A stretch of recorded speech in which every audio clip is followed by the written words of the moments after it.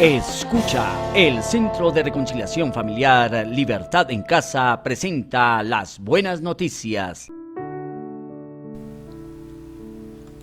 Una entrega más de las buenas noticias. Bienvenidos. Esta serie trata de enseñarnos los deberes y los derechos del reino de los cielos. Es mi esperanza que cada día podamos determinar más nuestro compromiso con el reino de Dios y comprendamos que establecer este es el gran plan de Dios encomendado a los que nos hacemos llamar cristianos. Hoy hablaremos de la gracia como un regalo y de la tarea que este regalo implica para el que lo recibe. La gracia salvadora necesita de la fe. Pablo escribió: ciertamente la gracia de Dios los ha salvado por medio de la fe. Esta no nació de ustedes, sino que es un don de Dios, ni es el resultado de las obras, para que nadie se vanaglorie. Efesios 2, 8 y 9. Ya hemos estudiado de forma consistente que Dios envió a su Hijo para que en Él recibiéramos la gracia de su amor y por medio de la fe alcanzar el derecho a la vida eterna. Esto es un regalo de Dios. Nadie puede ostentar haberlo logrado por sus propios méritos. No hay alguna manera que nosotros podamos hacer, no hay ningún esfuerzo, ninguna forma de actuar, ninguna obra que nosotros hagamos. Por eso el apóstol nos dice que no es el resultado de obras.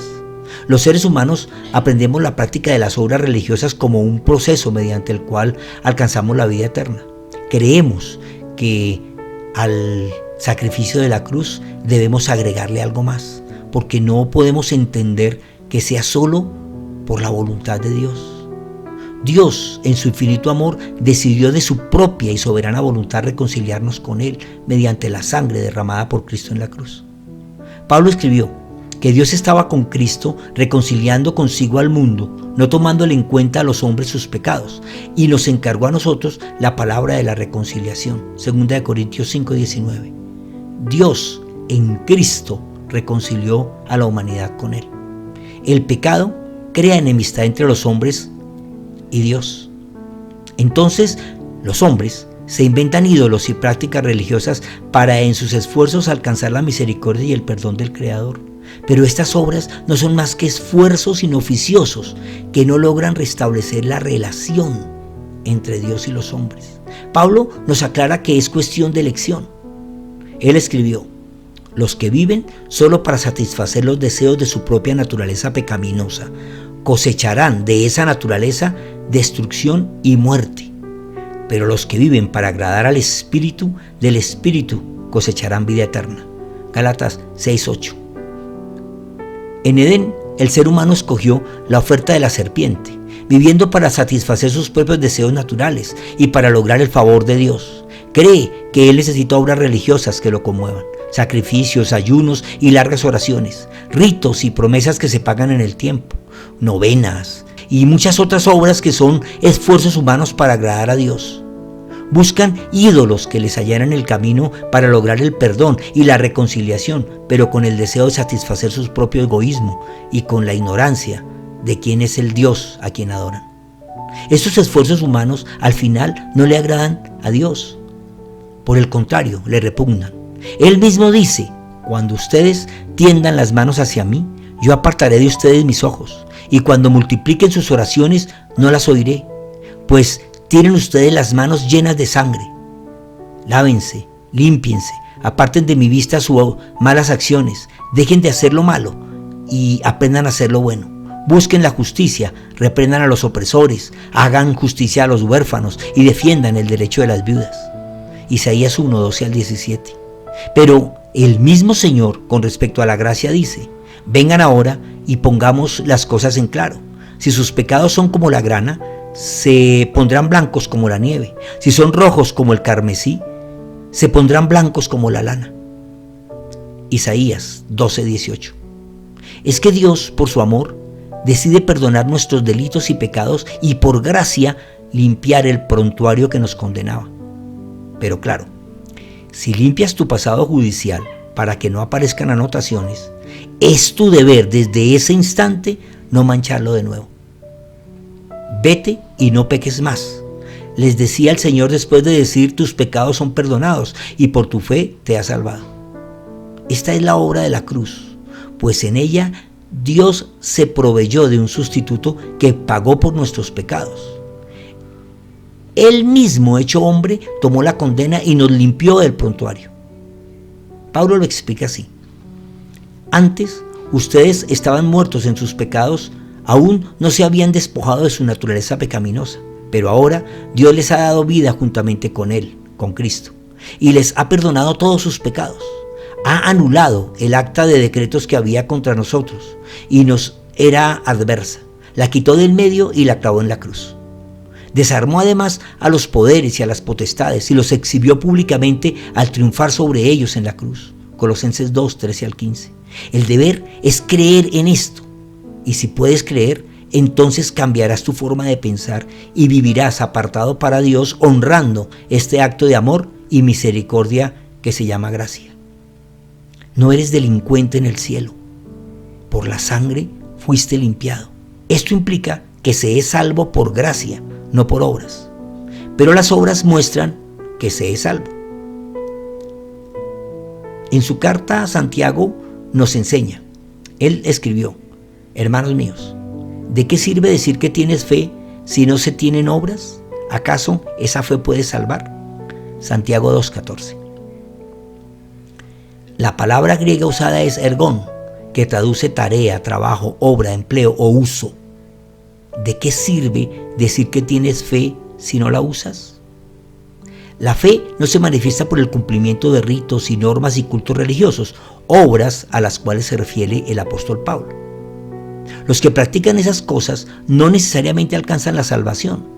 Pablo continúa enseñando en su carta a los Efesios, en el verso 10, que Dios preparó obras en las cuales deberíamos estar. Pero las obras por sí solas no son garantía ni garantizan la herencia del reino de los cielos. Santiago sigue explicando: si un hermano o una hermana están desnudos y no tienen el alimento necesario para cada día, y alguno de ustedes les dice: vayan tranquilos, abríguense y coman hasta quedar satisfechos, pero no les da lo necesario para el cuerpo, ¿de qué les sirve eso? Lo mismo sucede con la fe. Si no tiene obras, está muerta. Santiago 2, 15 al 17. El gran fracaso de la religión es exactamente que ha enseñado lo contrario. Ha enseñado que hay que cumplir con los ritos religiosos para alcanzar la vida eterna. El Señor exhortó a los religiosos así. Él les dijo: hipócritas, bien profetizó de ustedes Isaías cuando escribió: este pueblo me honra con los labios, pero su corazón está lejos de mí. No tiene sentido que me honren si sus enseñanzas son mandamientos humanos, porque ustedes dejan de lado el mandamiento de Dios y se aferran a la tradición de los hombres. Marcos 7, 6 al 8. Lo que el apóstol Santiago nos enseña es que decirle a alguien que está en necesidad que mire cómo soluciona su afán es lo mismo que decir que crees en Dios y no hacer nada con lo que crees. ¿De qué sirve lo que crees si no lo usas? Claro, si alguien tiene necesidad, dale lo que requiere. Lo mismo con la fe. Si tienes fe, debes actuar consistentemente conforme a lo que crees. Pero alguien podría decir: tú tienes fe y yo tengo obras. Muéstrame tu fe sin obras y yo te mostraré mi fe por mis obras. Santiago 2:18. Las obras que Dios preparó de antemano para que estemos de acuerdo con ellas son la muestra fehaciente que somos salvos. Así que la fe por sí sola de nada sirve. Se necesita la gracia. Y la fe y la gracia en una persona se manifiestan por las obras de amor que practica. El salmista escribió: confía en el Señor y practica el bien. Así heredarás la tierra y la verdad te guiará. Disfruta de la presencia del Señor y Él te dará lo que de corazón le pidas. Pon tu camino en las manos del Señor, confía en Él y Él se encargará de todo. Hará brillar tu justicia como la luz y tu derecho como el sol del mediodía. Salmos 37, 3 al 6. Señor, que mi vida sea deleite para ti.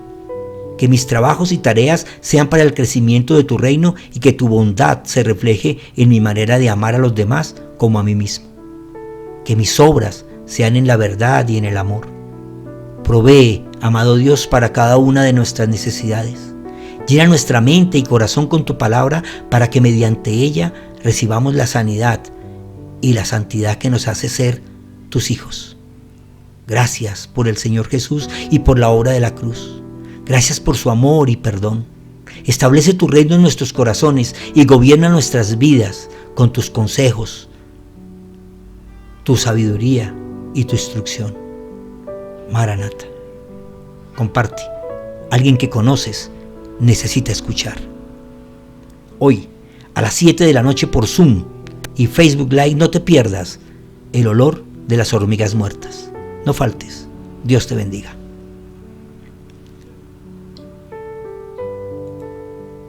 Sábado 7 p.m. Conéctate en Zoom.